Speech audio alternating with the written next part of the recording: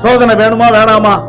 Bible சொல்லுது, நான் சோதிக்கப்பட்ட பின்புதான், யோபு சொல்லாரு, நான் சோதிக்கப்பட்ட பின்பு புண்ணாக விளங்குவேன். தேவனுடைய பிள்ளைகள் சில வேளைகள்ல நெருப்பை போன்ற சோதனைக்கு உட்படுத்தப்படுவார்கள். அல்லேலூயா. தானியேல், சாத்ராக்கு, மேஷாக்கு, ஆபேத் நேகோவை தூக்கி எங்க போட்டாங்க?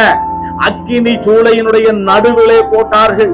அப்படி போட்ட சமயத்துல அவர்களை காப்பாற்றும்படியாக, அவர்களை விடுவிக்கும்படியாக தேவன் அந்த சோதனையில விட்டுவிடல. 4ஆம் ஆளின் சாயலாக தேவ புத்திரன் அங்கே நடுவிலே வந்து நின்று அந்த சோதனையின் நடுவில அவர் தம்முடைய மகிமையை விளங்க பண்ணி அவர்களை தூக்கிவிட்டார். தானியேலை சிங்கத்தினுடைய கெவியில தூக்கி போட்டாங்க. பசியோடு கூட இருக்கிற சிங்கம் அங்க மேல பாத்தீங்கன்னா தானியேலை தூக்கி போட்ட உடனே சிங்கங்கள் கொலை பசியாய் கடந்தது. உடனே தானியேலை கடித்து அப்படியே குடலையெல்லாம் உருவி சாப்பிடலாம்னு சொல்லி வந்துச்சு.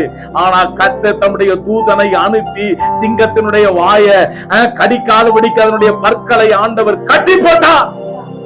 ஆமென். யோபு சொல்லாரு, நான் சோதிக்கப்பட்டது நல்லது, அதனால பாருங்க நான் உபத்திரவப்பட்டது நல்லது. தாவீது சொல்லாரு, நான் உபத்திரவப்பட்டது நல்லது, அதனால உடைய பிரமாணங்களை கத்துக்கொண்டேன். யோபு சொல்லாரு, நான் சோதிக்கப்பட்ட பின்பு நான் புண்ணாக விளங்குவேன். எப்படி தங்கம் காதுல கழுத்துல மின்றதுக்கு முன்னாடி எங்க போயிட்டு வருது தெரியுமா? அது எங்க? சப்பாத்தி வாய்க்குள்ள போகணும்னா எங்க போயிட்டு வரணும் சொல்லுங்க? சட்டியில விட்டு வரணுமா? அடுப்பு, சூடான அடுப்புல, நீ சூடான அடுப்புல ஒரு அப்பத்தை போல என்னைக்கு நீ போடப்படுறையோ அன்னைக்கு மற்றவங்களுக்கு சுவை தரக்கூடியதான உணவாக நீ மாறி விடுவாய். ஆமென் சொல்லுங்க. ஆமா.